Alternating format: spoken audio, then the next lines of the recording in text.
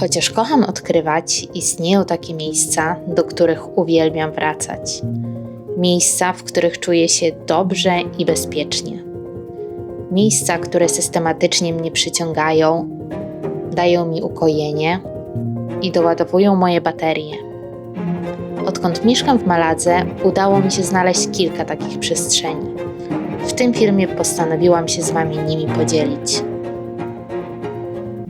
Zatem coraz więcej Was tutaj przybywa i postanowiłam, że w tym filmie oprócz pokazania Wam 5 z moich ulubionych miejsc w Maladze, podzielę się z Wami również 5 faktami na mój temat.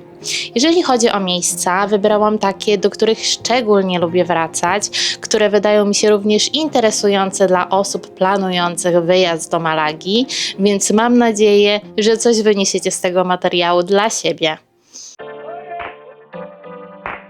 Pierwszym miejscem jest moja ulubiona plaża Misericordia, do której prowadzi uroczy, zadbany deptak. Nadano mu nazwę Paseo Marítimo Antonio Banderas w hołdzie aktorowi urodzonemu w Maladze. Plaża znajduje się na obrzeżach miasta i można dotrzeć do niej autobusem. Ja polecam Wam bardzo spacer wzdłuż brzegu morza. Na Misericordii nie spotkacie tłumów turystów. Wypoczywają tam głównie lokalsi. Plaża jest piaszczysta, szeroka i naprawdę czysta.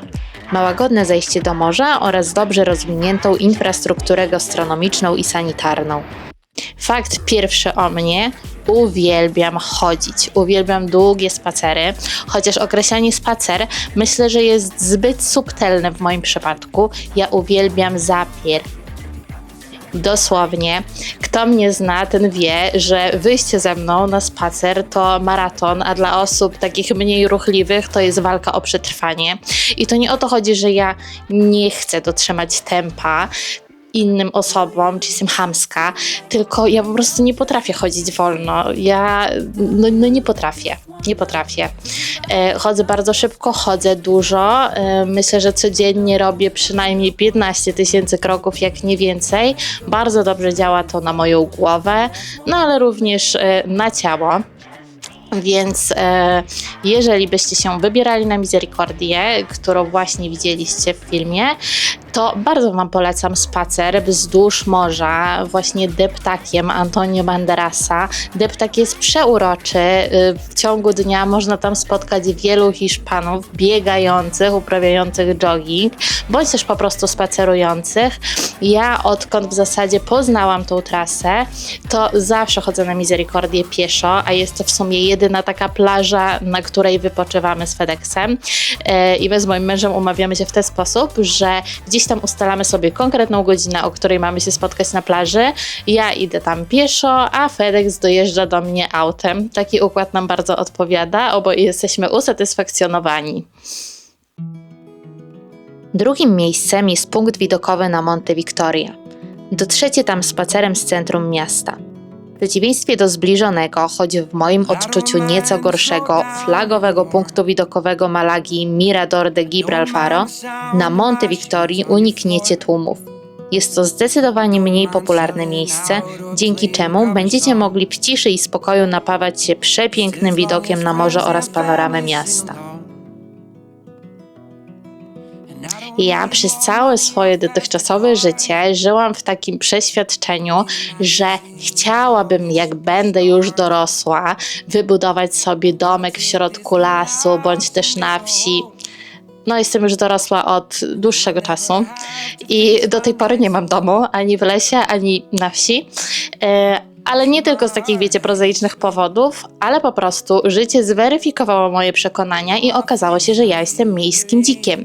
Ja kocham duże miasta, uwielbiam takie duże aglomeracje, najlepiej się czuję w takich miejscach, co nie oznacza oczywiście, że nie kocham przyrody. Ona jest poniekąd wpisana w moje podlaskie DNA, ponieważ pochodzę z Podlasia, a są to, jak wiemy, zielone płuca Polski i ja mam od dziecka po prostu uwielbienie dla natury, ale również taką pewną wrażliwość na przyrodę i mówiąc tutaj o wrażliwości mam na myśli, że ja niekiedy nawet potrafię zapłakać ze wzruszenia, jak widzę jakieś takie, wiecie, piękne te okoliczności przyrody. Ale reasumując, tak podsumowując, ja jestem zwierzem miejskim i najlepiej czuję się w mieście, natomiast kocham gdzieś tam od czasu do czasu właśnie udać się w jakąś taką przestrzeń bardziej przyrodniczą, naturalną i najzwyczajniej sobie odpocząć. Kolejne miejsce na mojej liście to Konan Sushi Ramen. Niezwykle klimatyczna restauracja, której wnętrze stanowi nawiązanie do świata anime i japońskiej popkultury.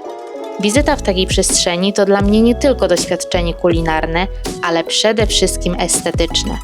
Neonowe akcenty i wypełniające restaurację po brzegi elementy dekoracji sprawiają, że mogę przenieść się na chwilę do Japonii. Uwielbiam wnętrza, które wychodzą poza schemat i przyciągają unikatowym charakterem. Konan Sushi zdecydowanie takie jest. Warto również zaznaczyć, że zjecie tam naprawdę pyszne specjały japońskiej kuchni w bardzo przystępnych cenach.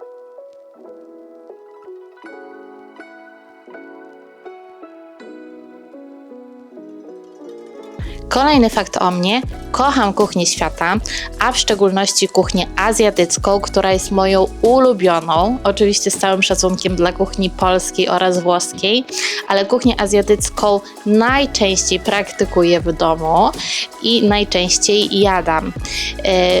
I taka jeszcze anegdotka, my za każdym razem jak wybieramy się na jakąś wycieczkę czy na jakieś wakacje, to pierwszą rzeczą, którą ja się zajmuję, to wyszukiwanie restauracji z fajnymi kuchniami.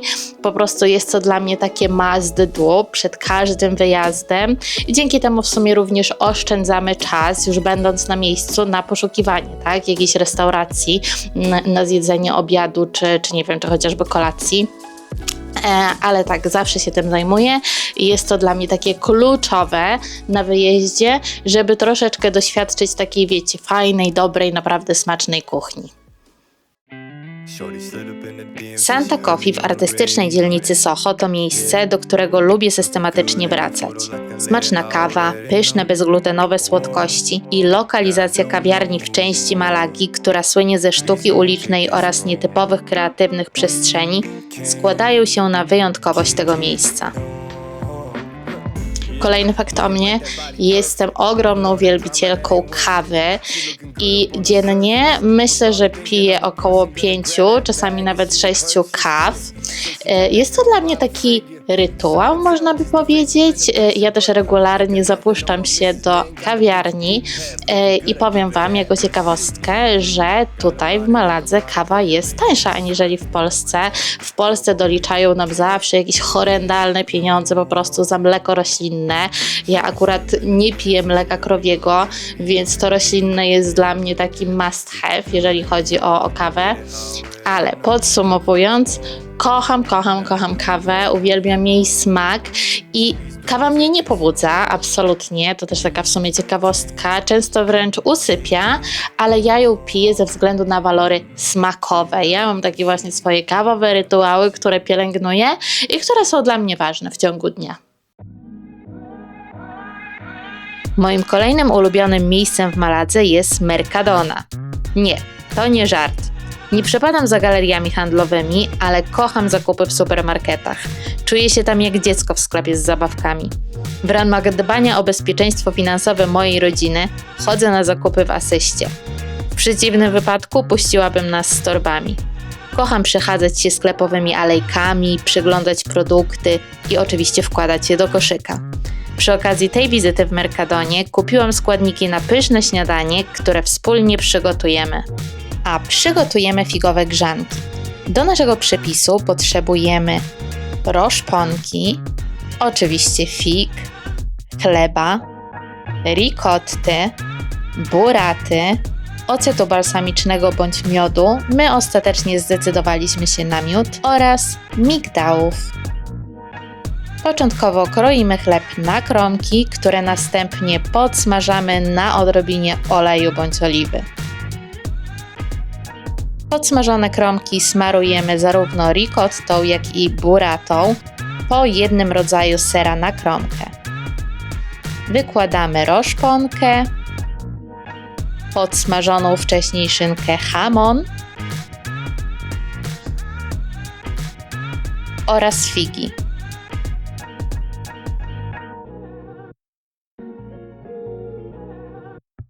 Następnie polewamy nasze kromki odrobiną miodu i wykańczamy przygotowanymi wcześniej pokruszonymi migdałami.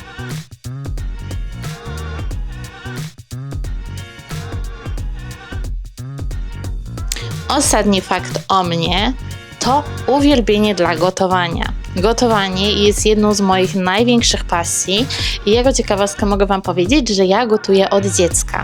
Jak już byłam małą dziewczynką, to nie korzystałam z kuchni ze specjałów mojej mamy, tylko zawsze sama przygotowywałam sobie posiłki, czy to bazując na jakichś przepisach z książek kucharskich, czy też wymyślając własne przepisy.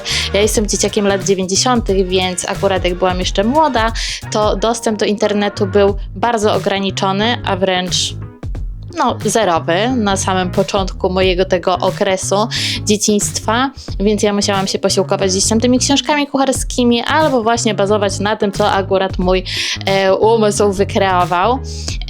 I uwielbiałam to i do tej pory uwielbiam. W naszym domu zazwyczaj ja zajmuję się gotowaniem, mój Fedek skorzysta.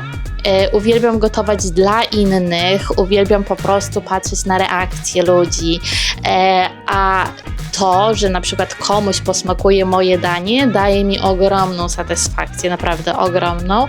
I myślę, że na tym kanale też od czasu do czasu będę dzieliła się z Wami moimi przepisami. Już teraz, kiedy ten dostęp do, wszelkich informacji, do wszelkich przepisów jest nieograniczony, ja staram się często właśnie korzystać z tego, co jest podane na tacy w internecie i wprowadzać jakieś swoje takie własne wariacje. Więc myślę, że może z tego akurat skorzystacie, więc stay tuned. To by było chyba na tyle w tym filmie. Ostatnio trochę wypadłam z obiegu, ale już wracam i w tym tygodniu, słuchajcie, będą 2 filmy.